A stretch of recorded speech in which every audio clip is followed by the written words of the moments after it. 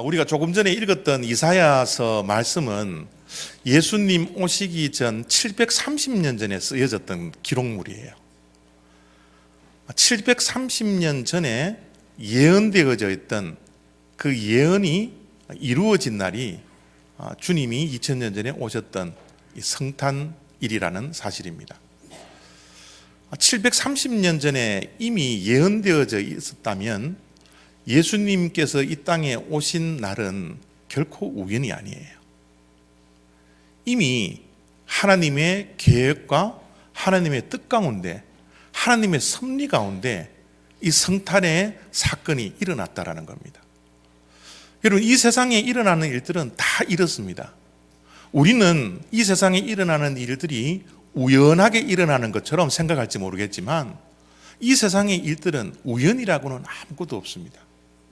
모든 것이, 모든 인생의 발걸음 한 걸음 한 걸음이 다 하나님의 섭리와 계획과 뜻과 하나님의 마음속에, 비전 속에 일어났던 것들이 이 세상에서 일어나는 거예요. 오늘 2019년 성탄절을 맞이해서 예배드리는 저와 여러분들의 만남도 우연한 사건이 아닙니다. 여러분 주변에 옆에 앉아있는 성도님들이 우연히 만난 것이 아니라 모든 만남과 이 세상에 일어났던 모든 일들은 다 하나님의 계획 속에 있다는 사실을 여러분 믿음으로 받아들이시고 그렇게 살아가 주시기를 부탁드립니다. 예수님이 탄생하기 전 730년 전에 이사야 선지자가 이런 예언을 했습니다. 이 예언은 한자도 틀림없이 모든 것을 다 이루셨어요. 730년 후에 일어나는 일을 예언을 했는데 한자 한자 다 이루어졌습니다. 어떤 예언이 있었습니까? 이는 한 아기가 우리에게 낳고 한 아들을 우리에게 주신 바 되었는데, 한 아기가 우리에게 낳다. 한 아기라는 이 표현은 저와 여러분들이 이 땅에 태어나는 그 모습 그대로 예수 그리스도는 인간으로 태어났다라는 거예요. 인간으로. 저와 여러분들이 이 땅에 태어날 때 어떻게 태어납니까? 엄마의 뱃속에서 10달을 기다리다가 이 세상에 태어나잖아요. 동일합니다. 예수 그리스도도 우리와 똑같은 인간의 모습으로 태어날 것이라고 730년 전에 이사야 선지자의 입술을 통해서 예언되어져 있던 말이 성취가 된 거예요. 예수 그리스도는 완전한 인간으로 태어나셨습니다. 완전한 인간일 뿐만 아니라 한 아들을 우리에게 주신 바 되었는데, 한 아들이 이 땅에 오신다라는 거예요. 이 한 아들은 누구의 아들일까요? 하나님의 아들. 이 한 아들은 인간의 아들이 아니라 하나님의 아들. 하나님의 아들이기 때문에 태어나는 인간으로 오신 그분은 누구라고요? 하나님이라는 거예요. 인간으로 태어났지만 하나님으로 오실 그분이 바로 예수 그리스도라고 분명히 예언을 하고 있습니다. 예수님은 100% 인간이고 동시에 100% 하나님이세요. 50%만 인간이고 50%만 하나님이 아니라 100%가 하나님이고 100%가 인간이라는 겁니다.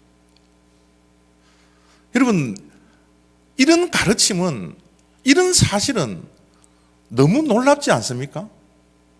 이 사실을 받아들이기가 때로는 너무 힘들지 않습니까? 왜 하나님이 인간의 몸을 입고 인간이 되셨을까요? 성탄일은 예수님의 생일 잔치가 아닙니다. 하나님이 인간이 되신 날이에요. 놀랍지 않습니까? 마리아의 뱃속에서 태어난 그 갓난 아기가 하나님이래요. 인간이 하나님이요, 하나님이 인간이 된 날, 이 날이 성탄일이라는 겁니다.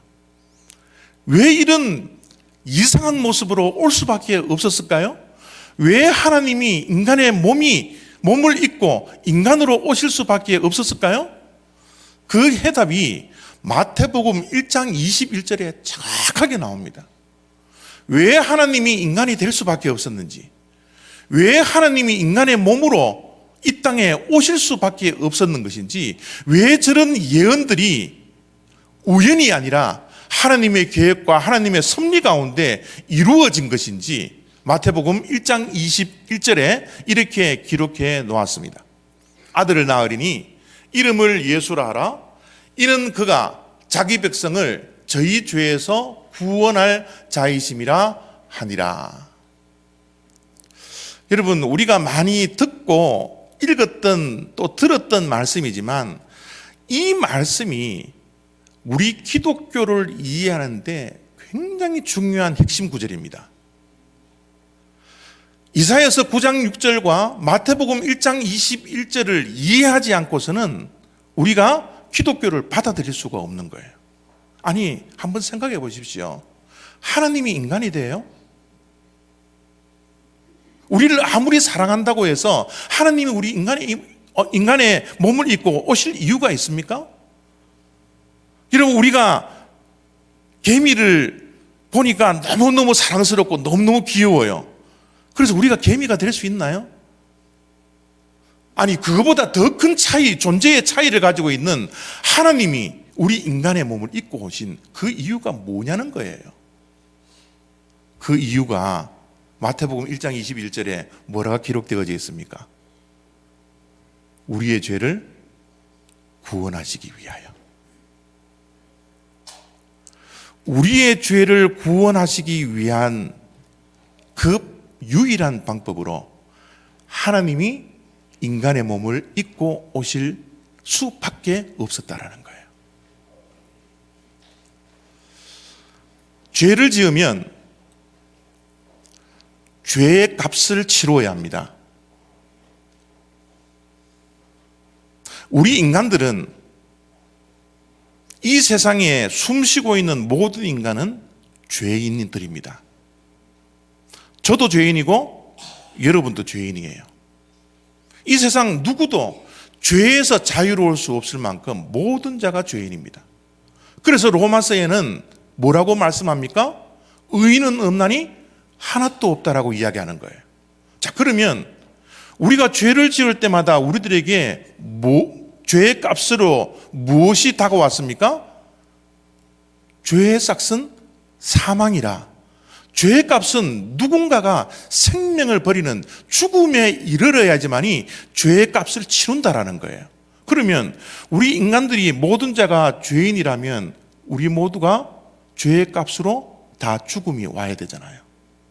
예, 그래요. 우리가 죽는 것은 죄의 결과입니다.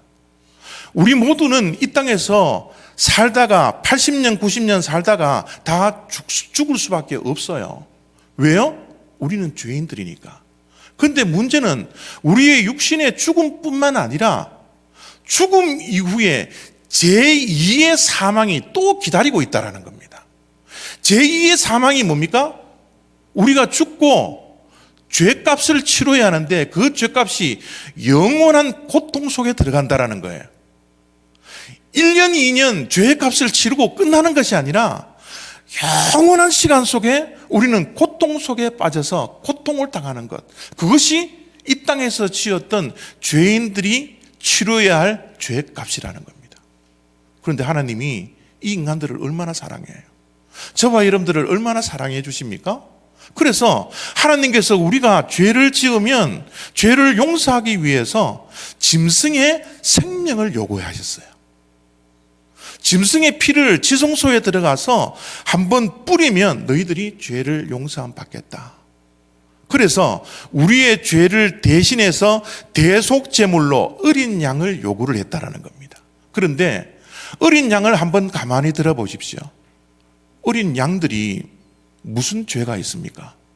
왜 인간의 죄를 치고서 그들이 죽어야만 했어요? 너무 양의 입장으로서는 너무 억울하지 않나요? 그리고 양들은 인간의 죄를 용서해 줄 만큼 그렇게 거룩한 존재도 아니고요. 그들 또한 죄가 없는 존재들도 아닙니다. 불확실한 대속 제물이라는 거예요. 그래서 하나님께서 완전한 제사, 완전한 대속 제물, 피를 한 번만 이 땅 위에 뿌리면 이 세상의 모든 죄를 용서해 주실 그 지혜를 가지고서 대속 제물을 이 땅 위에 보내주셨어요. 그 대속 제물이 누구예요? 인간 예수입니다.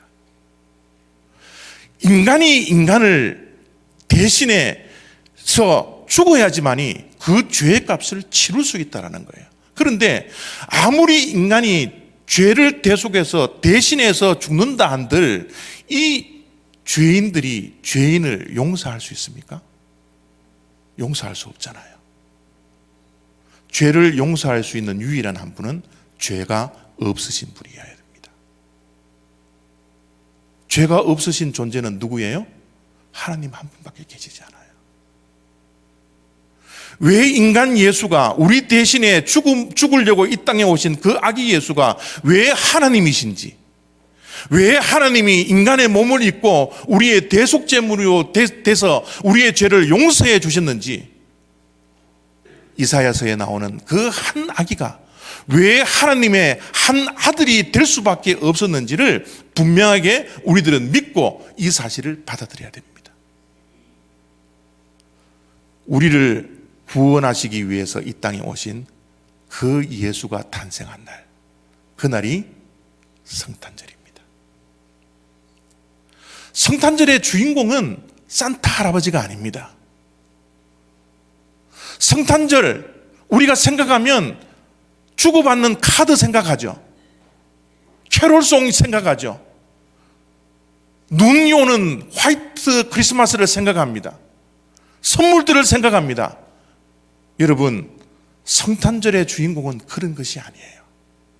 성탄절의 주인공은 단 한 분, 우리를 구원하시기 위하여 하나님이 인간의 몸을 입고 오신 그날이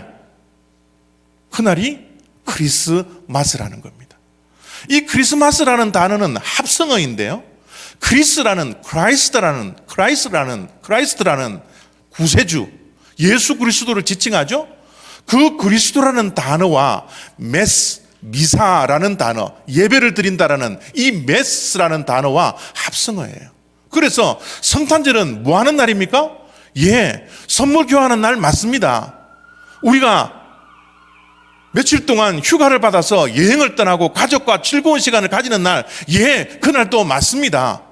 공휴일을 맞이해서 우리 육신을 좀 쉬는 날, 맞습니다. 옹기종기 모여서, 가족들이 모여서 선물을 교환하고 즐겁게 박수를 치며 노는 날, 그날도 맞습니다. 그러나 크리스마스는 그리스도께 예배하는 날이에요. 이 날을 잊어버려서는 안 됩니다.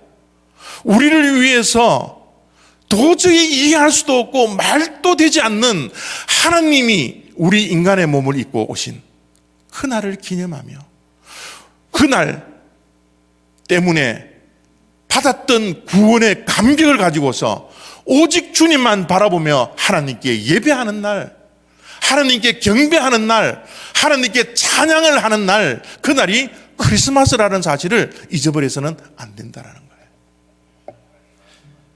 저도 이 한 달 동안 찬양대에 소속이 되어서 찬양 연습을 하니까 얼마나 감사한지 모르겠어요. 우리 수명 정도 되는 우리 찬양 대원들이 다 그럴 것을 느꼈으리라 생각이 드는데, 한 달 동안 여러분 우리 입술에서는 연습하느라 찬양이 늘 머릿속에 맴돕니다. 늘 마음속에 주님을 찬양하는 그 찬양이 늘 곡조가 맴돌고요, 가사가 늘 맴돌아요. 하프팀들도 마찬가지였을 것입니다. 연습하는데 찬양이 전 인생을 지배하잖아요. 그래요. 주님께서 인간의 몸을 입고 오신 그날, 우리에게 찬양받기를 원하시는 그 하나님, 찬양을 해야만 하는 우리들, 이렇게 연습 때만 찬양하는 것이 아니라 우리의 매일매일의 삶이 그냥 크리스마스가 되어서 우리의 삶의 주인공이 내 자신이 아니라 바로 나를 구원하시기 위해서 이 천한 인간의 몸을 입고 오신 그 예수 그리스도를 찬양하며 찬송하며 경배하며 날마다 예배하는 그 삶, 이것이 저와 여러분들이 들어야 할 그런 삶의 모습이지 않을까요? 인간의 몸을 입고 오신 그 예수 그리스도께 몇 가지 이름들이 있습니다. 그 몇 가지의 이름이 이사야서 9장 6절 말씀 속에 기록되어져 있는데요, 몇 가지 이름이 있는지 한번 세어보시기 바랍니다. 이는 한 아기가 우리에게 낳고 한 아들을 우리에게 주신 바 되었는데 그 어깨에는 정사를 메었고 그 이름은 기묘자라, 모사라, 전능하신 하나님이라, 영존하시는 아버지라, 평강의 왕이라 할 것임이라. 예수의 이름이 몇 가지가 있죠? 몇 가지가 있죠? 몇 가지가 있죠? 답은 요 손가락에 있습니다. 몇 가지 있죠? 5가지. 그죠? 그 5가지 이름 가운데 첫 번째가 뭡니까? 기묘자.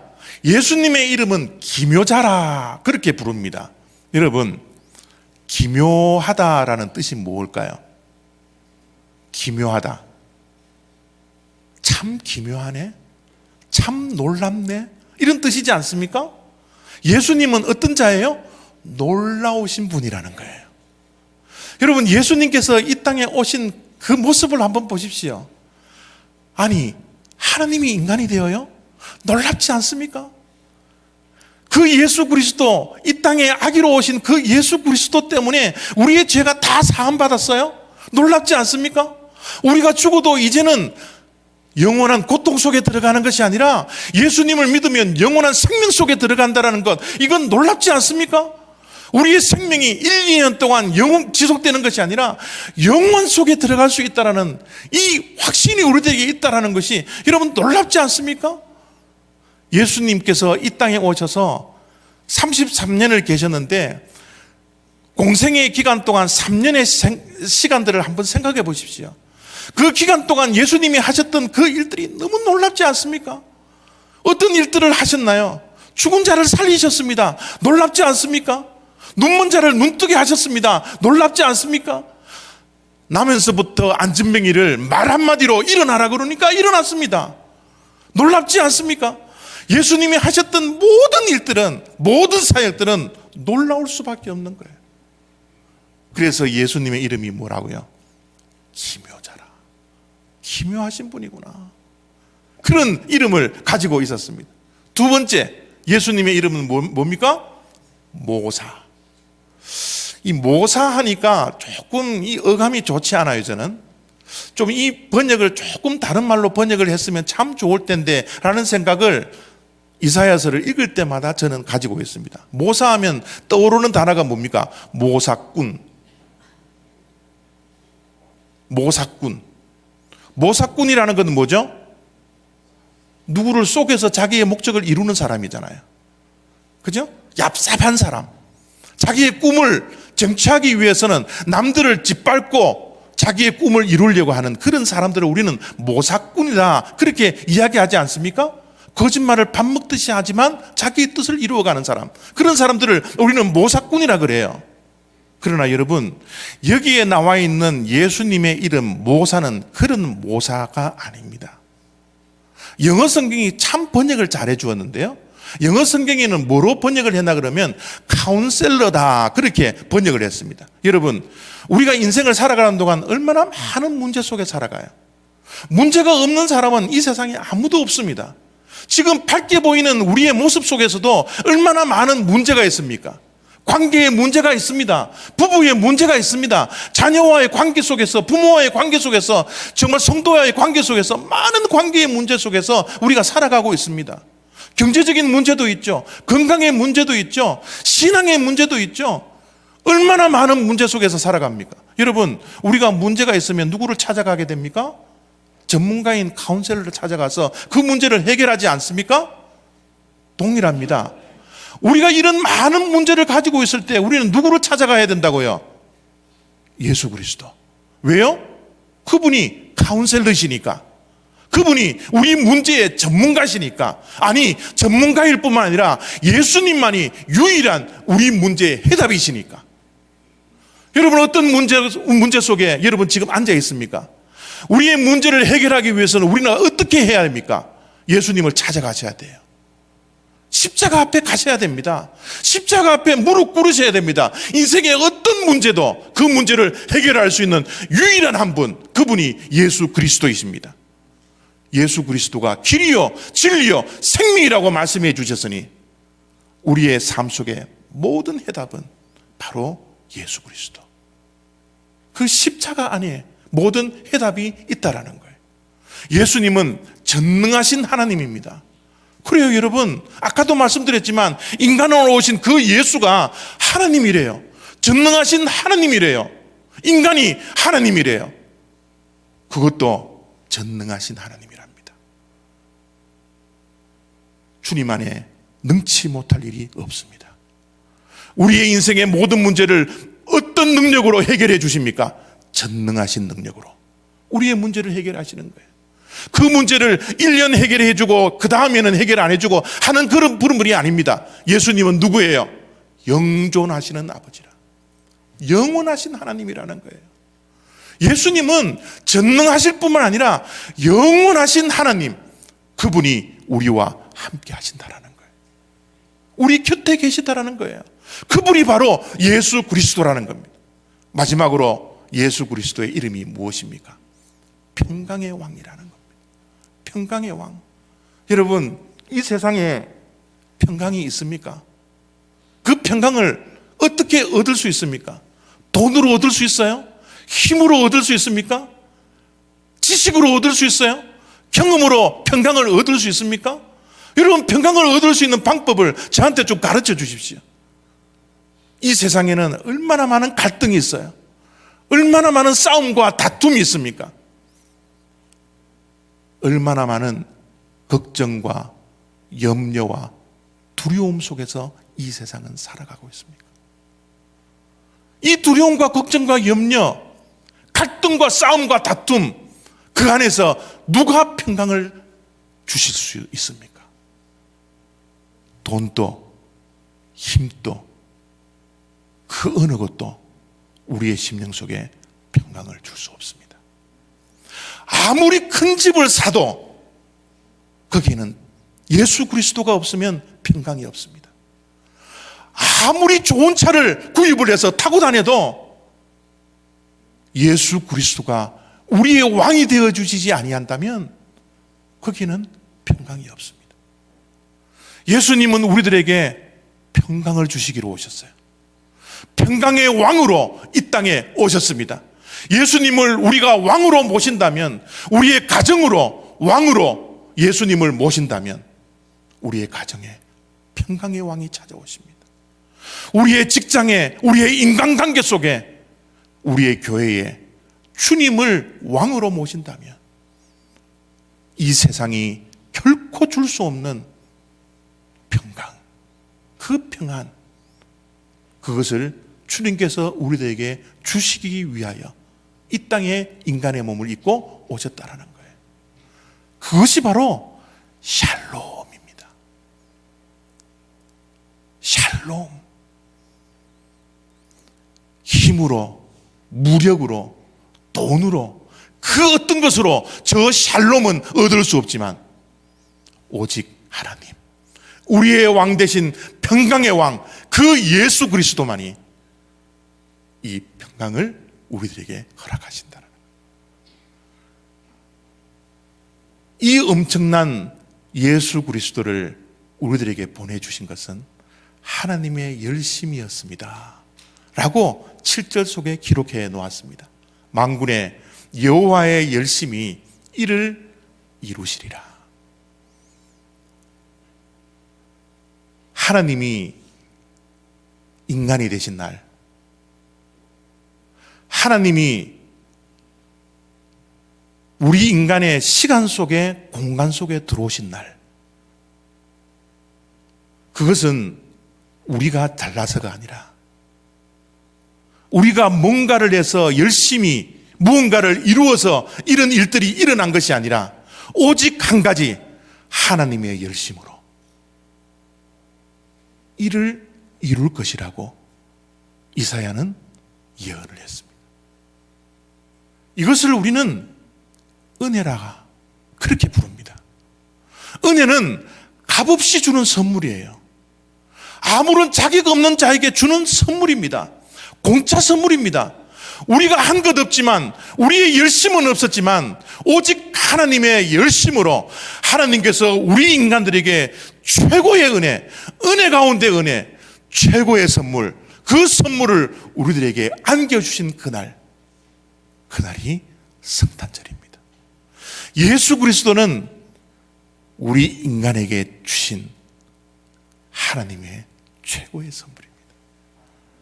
이 땅에 우리가 주변의 사람들에게 선물 받지 못하는 그런 성탄절, 외로운 성탄절이라 할지라도, 누군가에게 카드 한 장 받을 수 없는 그런 외로운 인생을 산다 할지라도, 성탄절 날 우리가 예수님을 생각한다면, 하나님께서 허락하신 이 최고의 선물 예수 그리스도를 내 가슴에 품을 수만 있다면, 이 성탄절은 이 세상에서 가장 기쁜 날, 가장 감사가 충만한 날, 가장 이 날을 하나님을 생각하며 예배하고 찬송하고 경배할 수 있는 그날이 다가오는 성탄절이라는 사실입니다. 사랑하는 성도 여러분, 이 세상은 성탄절의 주인공을 뺏어갔습니다. 이 세상은 예수 그리스도가 성탄절의 주인공이 되지 아니하도록 지금도 방해하고 예수님을 엑스트라로 만들어버린 것이 이 세상의 모습입니다. 성탄절 날 우리만이라도 이 주인공이 회복되는 그런 신앙인들이 되었으면 좋겠어요. 성탄절 날 예배하십시오. 찬양하십시오. 경배하십시오. 영원한 생명을 주시기 위해서, 우리를 죄에서 구원하시기 위해서 인간의 몸을 입고 오신 그 예수 그리스도를 깊이 생각하시면서 찬양과 영광과 존귀, 모든 예배를 주님께 드릴 수 있는 진짜 크리스마스가 이번 다가오는 성탄절이 다 되시기를 부탁드립니다. 기도하겠습니다.